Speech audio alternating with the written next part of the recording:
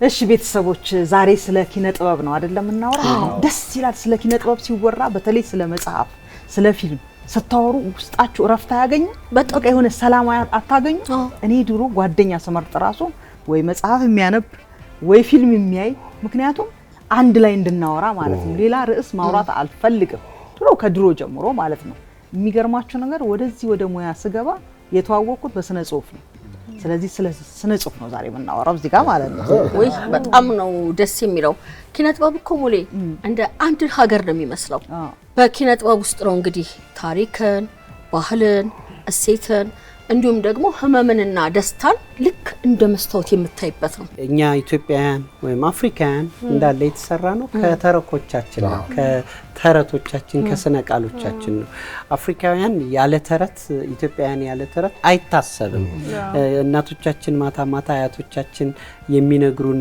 ተረትን ጨምሮ ድሮ የነበረውን ወደፊት የሚሆነውን በተረት እየተደረገ ሲነገር ከአይምሮ አይወጣም በደንብ ታሪክን አሰናስኖ ይቀጥላል ስነ ቃሎቻችን ደግሞ ሐሳብን በአጭሩ የመግለጽ በሁሉም የኢትዮጵያ አካባቢዎች ያሉ ስነ ቃሎች ጥንካሬያቸው በጣም ይገርማል አይደል ዝሩ የሆነ መሰብሰብ ያቃተንን ሐሳብ በሁለት ቃል ቁጭ አርገው ከነ ትርጓሜው ከነ ፍቺው ሲያረጉት በጣም ነው የሚገርመውና እንደውም አንዳንድ ሰዎች ኢትዮጵያውያን ወይም አገር ማለት እስትንፋሱ ስነ ቃል ነው ይላሉ ልክ አሁን ለምሳሌ መጽሐፍም እኮ ስታነብ ለምሳሌ እድሜያችን ደርሶ መዞር ከመጀመራችን በፊት ብዙ ቦታዎችን ሀገራችንን የምናውቅበት አንዱ መንገድ እኮ መጽሐፍ ነበር አይደል ጎጃም ላይ አሁን ፍቅር እስከ መቃብር ላይ ከዲማ ጊዮርጊስ ተነስቶ እንትን ሲገባ እኔ በጣም እንደው እንትን የሚለኝ ምንድን ነበር መሰለሽ በዛብህ ከእንትን ወጣና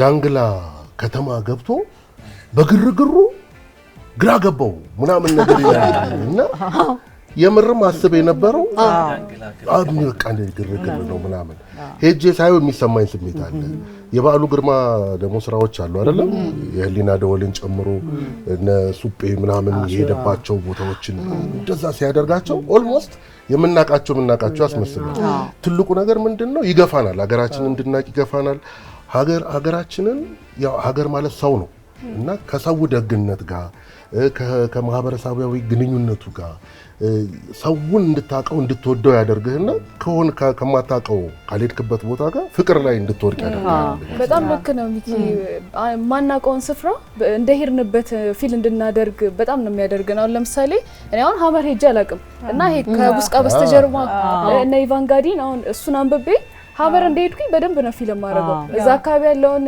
የፖፑሌሽኑን ፍቅር እዛ አካባቢ ያለውን ካልቸራቸውን በደንብ ፊል አደርጋለሁ ግን እጄ አላቅም እስካሁን ድረስ እና በሙዚቃም በልብ ወለድም በደንብ ፊል እንድናደርገው ያደርገናል ፈራቸው ሁሉ ይመጣል እንግዲ ምሽቱና እንድናስበው ያደርጋልና ሚኪም ማሜም ያነሱት ሐሳብ ግን አፈ ታሪኮቻችንና ይሄ ዘመናዊ ስነ ጽሁፋችን የሆነ የሚመሳሰል ነገር ያላችሁ አንድ ላይ የሚተሳሰር ነገር ያላችሁ ይመስለኛል አጠቃላይ ይሄ ፎክሎር ማለትም ተረቶቻችን ምሳሌ አነጋገራችን ማሜ ሲል ነበረ ቀኔዎቹ ራሱ ብዙ ጸሐፊያን ከዛ እየቀዱ በጣም ብዙ መጽሐፍትን ጽፈዋልና እንደዚህ ሲሆን ደግሞ የአንድ አካባቢ ማህበረሰብ ያለውን ባህሉን ታሪኩን ከማሻገር ባለፈ ይሰነዳል የኢትዮጵያ ታሪክ ነው ይሄ ማለት የኢትዮጵያ ታሪክ ነው ኢትዮጵያ እዚህ አካባቢ ያሉ ሰዎች እንደዚህ ነው የሚኖሩት ባህላቸው እንደዚህ ነው የሚጋቡት የሚለውን ነገር በደንብ ነው የሚገልጸውና የሚገርም የሚያማምር ታሪክ ነው ብዙ ያልወጣ ታሪክ ያለና እነዚህ እንደው በተለያዩ ቋንቋዎች በአለም ቋንቋዎች ቢጻፉ ከዛ ዓለም ይሄን ጉዳይ ቢያውቀው ኢትዮጵያን ቢረዳስ ደግሞ በጣም የተለየ ግምት የተለየ ነገር ይሰጣልና ኢትዮጵያ እንደዚህ ናት ብሎ በደንብ ሊገልጹ የሚችሉ በጣም ብዙ ጽሁፎች አሉና እነዚህን በቃ ዓለም ቋንቋ በተሻለ በብዙ ቋንቋዎች በደንብ ብናስተዋውቃቸው በቃ የሀገራችንን ኢትዮጵያን በጣም ማስተዋወቅ ይመስለኛል አሁን ግን ትንሽ አሉ እየተሰሩ ነው አንዳንድ መጽሐፎች ትክክል ኮንሽ እና ያናገርናት ተርጓሚ እኛ ራሳችን ምናቃ አሁን እኛ በልጅነት እኮ የእናትን አሁን የማክሲም ጎርኪን መጽሐፍ ያነበብን አይደል እንደ ሩሲያን ያወቅናት ትክክል ነው ያልሽ በጣም እውነት ነው በጣም ብዙ የሚገራርሙ ስራዎች አሉ የመጽሐፍ ስራዎች ስለ ሀገራችን ስለ ባህላችን ስለ ማንነታችን የሚያስ ሌሎች ልቦለዶችም አሉ የሚገርሙና እነዛ ልቦለዶች ግን እኛን እንመናቃቸው አብዛኞቻችን ምናልባት አንዱ አሉ የሚተረጎሙ አሉ ግን በአብዛኛው ወደ ውጭ እየተተረጎሙ በእንግሊዘኛ በፈረንሳይም በሁሉም ቋንቋዎች እየተተረጎሙ ቢታይ ግን ሀገራችንን በደንብ ያውቋታል እና በቃ አብዛኞቹ መጽሐፎች በአማርኛ በመጻፋቸው የተወሰነ ዓለም አቀፍ እንዳንሆን ጎርቶናል ብዬ አስባለሁ በድርሰቱ ዙሪያ። ሌላው የሚገርማችሁ ነገር መጽሐፍ ከአገርን ከማስተዋወቅ ባለፈ ድንበር የለሽ ነው። እንትኑ የሰውን ስብዕና ይገነባል፣ ትውልድ ይቀርጻል። የሚገርምሽ ነገር እና እኔ ቀርጾኛል ብዬ አስባለሁ። መጽሐፍ በማንበቤ የእይታዬን በጣም አስፍቶልኛል እና የሰው ልጅ ተፈጥሮን እንዳቀራርቶኛል ሳይኮሎጂካሊ ማለት ነው። ዓለምን የማይበት መነጽር ሙሉ ለሙሉ ተቀይሯል እና በጣም ስብዕና ይገነባል እና ኪነ ጥበብ ውስጥ ስንል ስዕል አለ፣ ሙዚቃ አለ፣ ብዙ ነው። እኛ ዛሬ መጽሐፍን አነሳን። መጽሐፍ በማንበቤ ነው ወደ ኪነ ጥበብ የገባሁት። የሚገርማችሁ ነገር እንዳልኩሽ የሩሲያ መጽሐፍቶች ትርጉሞች እድሜ ለተርጓሚዎች እናነብ ነበር። ዛሬ ራሱ እኮ የሾሆፍን መጽሐፍ ቼሆፍ አንቷን ይዣለሁ። እነዚህ ትርጉሞች ናቸው የገነቡኝ እና ዛሬ ስለ መጽሐፍ መነሳቱ በጣም ደስ ይላል።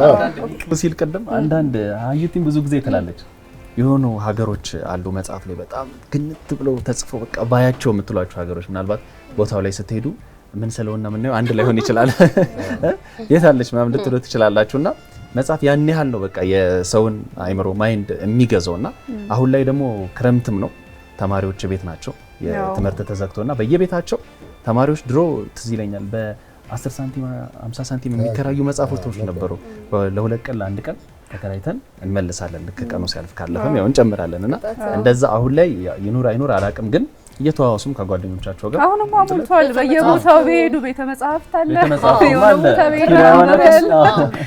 በፊት እየተከራየን ምናምን እየገዛን እናነብ ነበርና ብሩም ስለሚጨምር ቶሎ ለመጨረስ ምናምን ሩጫ ነበር።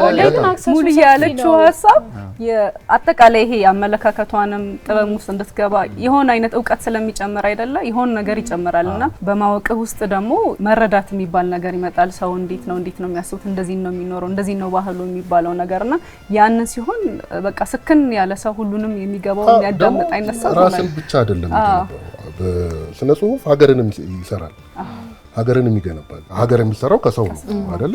የሰው አመለካከቶች ምናምን ሲቀያየሩ ስነ ጽሁፍ እኮ ለምሳሌ እንግሊዝን ብትወስደው ለምሳሌ ሼክስፒር የእንግሊዞችን አስተሳሰብ ስለ ንቦና ንጉሶቻቸውን ቋንቋውን በዓለም ደረጃ ያሰራጨው እኮ እሱ ነው። እንግሊዝ ከሼክስፒር በፊትና ከሼክስፒር በኋላ አንድ አይደለችም። ደራሲዎቹ የሰውን አእምሮ ይሰራሉ። የሰውን አእምሮ አሁን የምታያቸው ለምሳሌ የሆኑ ጽሁፎች የሆኑ ፊልሞች ምናምን ተጠንቅቀን እኮ አንዳንዴ ማድረግም ያለብን ለዛ ነው አይደል? እና እያንዳንዱን ሰው ከገነባ ያ ሰው ደግሞ ዞሮ ሀገርን የሚሰራ የሀገርን አስተሳሰብ አቅጣጫ የሚወስን ያ የሰው ስብስብ ነው። ስለዚህ ደራሲዎች፣ የስነ ጽሁፍ ባለሙያዎች ሀገርን መስራትም መጣልም ማፍረስም ይችላል። ታሪክም ግን ያስቀምጣሉ። አሁን ለምሳሌ እኮ እነ ሚኪ የሰራችሁት ግራና ቀኝ የሶሻሊስቱ ጠንቋይ በሚል በእንግሊዘኛ የተጻፈ ነው። የኛ ሀገር ደራሲ ነው የጻፈው። እነ ዲና ፍቃዱም ድሮ ዳኛቸው ወርቁ ጋሽ ሳህለ ስላሴ በእንግሊዘኛ ይጽፉ ነበርና የኢትዮጵያ ሊትሬቸር ያው ቅኝ ስላልተገዛን አሁን ሰሜን አፍሪካ ያሉት በአረብኛ ስለሚጽፉ የመድረስ ነገራቸው ሰፊ ነው። ዌስት አፍሪካዎቹ በፈረንሳይኛ ይጽፋሉ፣ ሳውዝና መካከለኛው አፍሪካ በእንግሊዘኛ ይጽፋሉ። ግን ያም ቢሆን የነሱም ሊትሬቸር ወደኛ መጥቶ የመግዛት እኛ ጋር በተለይ በደርግ ዘመን የሩሲያ ሊትሬቸር በደንብ በተለየ ሁኔታ ተቆጣጥሮናል። ሩሲያን እያንዳንዱ መንደር ቄን እናውቃለን። ፕሮግሬሲቭ ማተሚያ ቤት ዩኒቨርሳል፣ ይሄ ብዙዎቹ ተርጓሚዎችም ከኢትዮጵያ ሄደው እዛ ነበሩ። ትልልቆቹ ተርጓሚዎች ሩሲያ ሄደው የኛም ጽሁፎች በነገራችን ላይ በሩሲያኛ ተጽፈዋል። አሁን ግን ጥሩ መነቃቃት ህፃናት ጽሁፍ ላይ ያለው ለምሳሌ የህፃናት መጽሔት በሶማሊኛ ኦበድሰን የምትል በጣም የወደድኳት እና በዳኢመን የሚል የኦሮምኛ የህፃናት መጽሔቱ መንዝል የሚወጣ በየትምህርት ቤቱ የሚታደል አይቻለው በኢትዮጵያ ፕሬስ ድርጅት። እንደዚህ ይሄ መጽሔቶቹ የማንበብ ነገሮቻችን ህፃናቱም ላይ አሁን አውሮፓውያንና አሜሪካውያን በጣም የሚሰሩት ንባብ ባህል ላይ ህፃናቱን አትራክት በሚያረጋቸው በሚመጥናቸው በእነሱ ሌቭል ሊትሬቸሩ እያደገ ለታዳጊ ለወጣቶች ለህፃናት እያለ ይመጣል እና አገር በጠቅላላ ኢትዮጵያ ውስጥም ጋሽ ከበደ ሚካኤል በጣም የሚገርም ከህፃን እስከ አዋቂ የሚነበብ ተረትና ምሳሌ ጀምሮ ትልልቅ ጽሁፎችን አስቀምጠውልናል። ሲሳይ ንጉሱ የሚገርም ጉዞ የሚል መጽሐፉ ላይ በጣም በሚያስገርም ሁኔታ የምስራቅ ኢትዮጵያ አካባቢዎችን እንድናቃቸው ባቡር የሌለበት ሀረርን ባቡሩን በስሜት አስገብቶት ኢሞሽናል ሆኖ ጠንካራ እንቅስቃሴዎች በእኛም ሀገር ሌሎቹም ስብሐት የጻፋት አዲስ አበባ እና ይሄ ውቤ በረሃ አካባቢ ያለው ታሪኩን አእምሮ ውስጥ የምታውቀው የምትነካው ያክል ያስተላልፋል። ሁሉንም ብንገልጸው በጣም ሰፊ ጊዜ ነውና ብዙ ነው።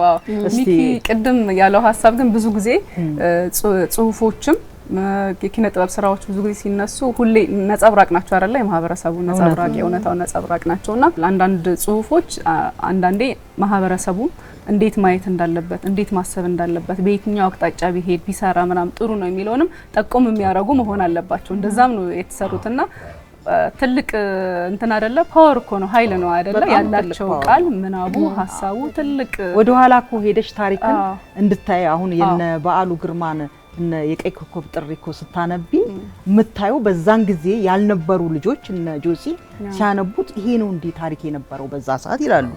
እነ ማዕበልንን የነ ብርሃኑ ዘሪሁን ስታነቢም እንደዛው እንዴ ይሄን ያህል ነበር እንዴ በፍጹም እኮ አላቅም ይለኛል የኔ ልጅ። ያ ማለት አሁን ቅድም ሚኪዬ እንዳለው ፍቅር እስከ መቃብርን እኮ ስታነቢ አገርን እኮ ነው አንድ ላይ የምታዩ ውስጡ ያለውን ባህላችንን ስርዓቱ የነበረው በዛን ጊዜ ባትኖሪ ትሄጃለሽ ወደዛ ጋር ወደ እነሰብለ ጊዜ አትሄጂም።